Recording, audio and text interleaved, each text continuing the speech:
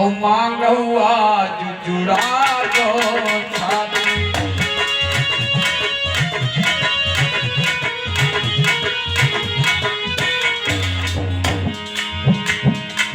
तुम्हारे दो वरदान है महाराज के ऊपर, लेकिन आज रात में मांग लो। कोई वरदान धूप पर खाती, मांगो आज जुड़ा दो छाती।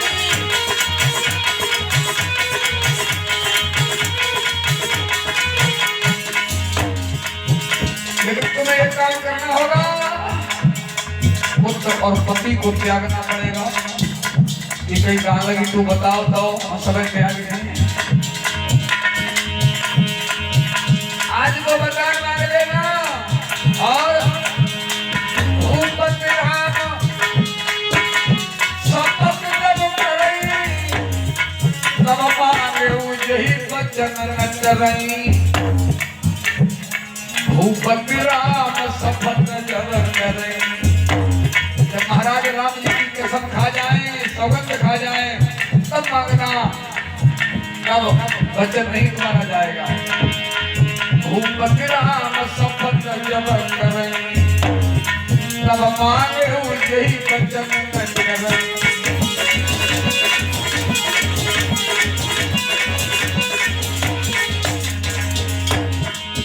लेकिन मांगना क्या? पहला वर राज भरत को हो। पहला वरदान मांगना कि मेरा भरत राजा बने। पहला वर भरत राज भरत को हो,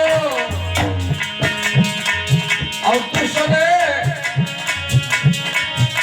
दूसरा वर असमंजस होगा।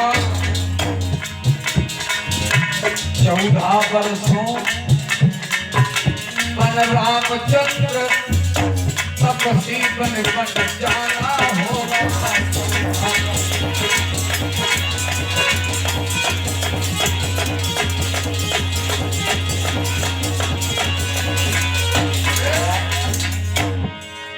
मंथरा ने कहा महारानी पहला तो भक्त को राज मांग लेना, और दूसरा राम जी को 14 वर्ष का वनवास मांग लेना। कैकेयी ने कहा मंथरा तेरी बुद्धि खराब हो गई, राम मेरा गौ पात्र है, मुझे बहुत प्रिय है, कोई दूसरा बता दे, दूसरा बता मांग ले। मंथरा कहने लगी महारानी तो तुम अपनी जानो, हम तो तुम्हारी हित की बात करती हैं। तुम्हें नहीं मालूम है 14 दिन से धूम मची है राम के राज्य तिलक की, तो कौशल्या से एक एक दिन का बदला एक एक वर्ष मिले। और महारानी तुम नहीं मानती हो तो तुम अपनी जानो।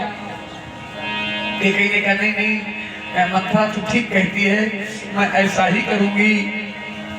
आहा, मंथरा ने कैकेयी को बहका दिया है।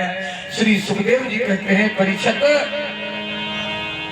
इधर मंथरा ने कहा जाओ अपने केसों को बिगा खोल करके और तुम कोप भवन में जाना, महाराज दशरथ आए तब माने। मंथरा ने कैकेयी को बहका दिया। कैकेयी कोप भवन में चली जाती है।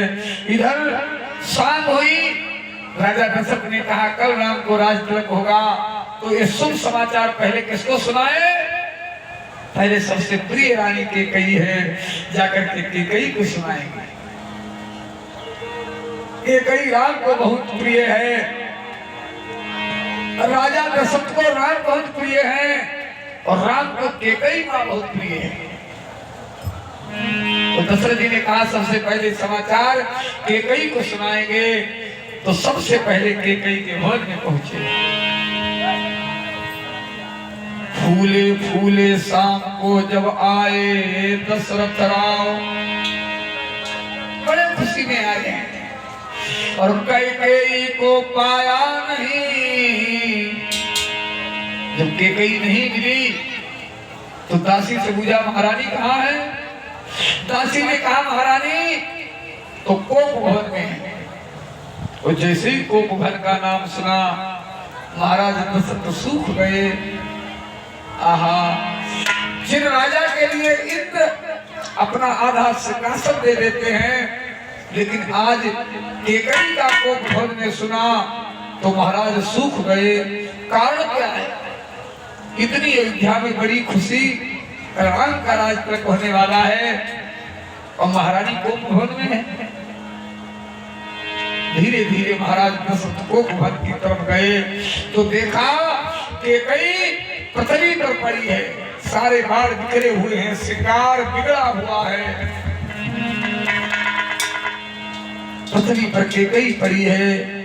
राजा दशरथ ने केकई को देखा, कहने लगे महारानी क्या बात है? उठो सोलो श्रृंगार करो, रानी क्यों धूल धूसरित हो।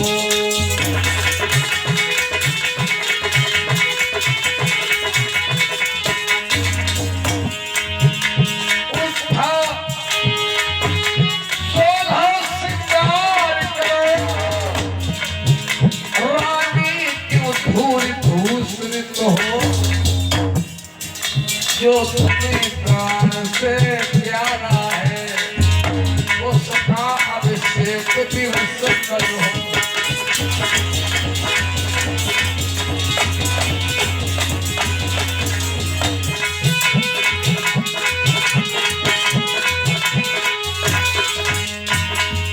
राजा दशरथ ने कहा महारानी उठिए।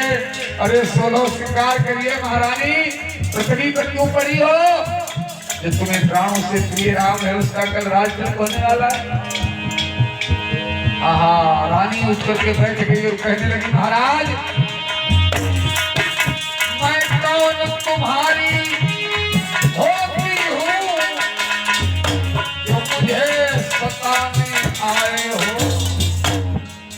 मन में करते हो स्वार्थ भाव, प्रत्यक्ष मनाने आए हो।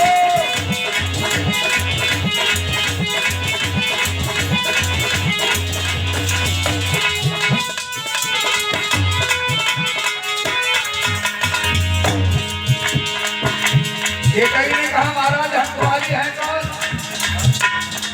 जो हमको सताने आए हो?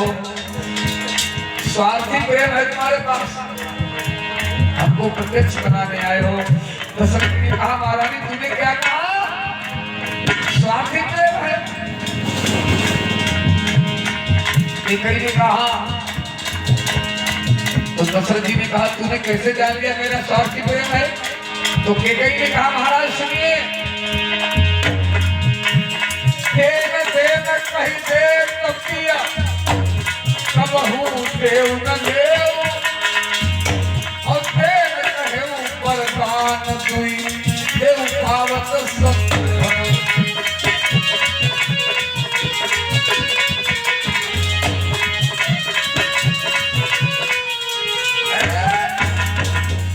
ये कहीं ने कहा महाराज आप स्वार्थी नहीं हो तो देने देने की कहते हो, लेकिन आज तक आपने कुछ दिया लिया?